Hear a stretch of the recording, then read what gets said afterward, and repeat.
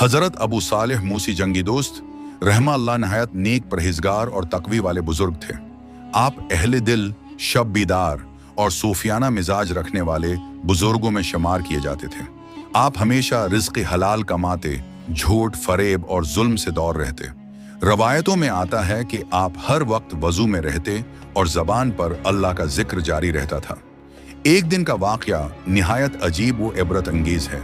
हजरत अबू सालेह रहमा अल्लाह एक दरिया के किनारे वजू कर रहे थे कि अचानक देखा एक सेब पानी में बहता हुआ आ रहा है।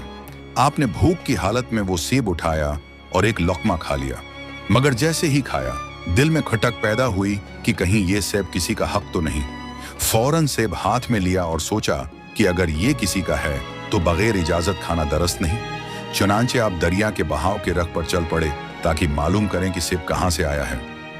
काफी दूर चलने के बाद आप एक बाग तक पहुंचे जहां दरिया का पानी दाखिल होता था।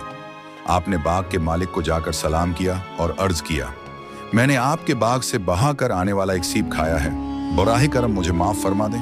मालिक ने कहा, मैं तुम्हें माफ नहीं करता मगर एक शर्त पर। हजरत अबू सालेह ने पूछा, क्या शर्त है? मालिक ने कहा, मेरे पास एक बेटी है जो नाबिना, बहरी और लंगड़ी है। अगर तुम उससे निकाह कर लो तो मैं तुम्हें माफ करूंगा। हजरत अबू सालेह रहमतुल्लाह जो सिर्फ रिज़ाए इलाही के तालिब थे, फौरन राजी हो गए। निकाह के बाद जब बीवी से मुलाकात हुई तो देखा कि वो न बहरी है, न लंगड़ी, न नाबिना, बल्कि निहायत हुसैन व नेक सीरत खातून है। हजरत अबू सालेह हैरान हुए और पूछा, आपके वालिद ने तो कहा था कि आपको बहुत अय्यूब हैं। बीवी ने जवाब दिया, मेरे वालिद ने जो फरमाया वो हक था। मैंने अपनी जिंदगी में कभी हराम नहीं देखा, न सुना, न किसी गलत जगह कदम रखा। उस मानी में मैं नाबीना, बहरी और लंगड़ी हूँ। ये सुनकर हजरत अबू सालेह रहमतुल्लाह रो पड़े और दिल से शुक्र अदा किया।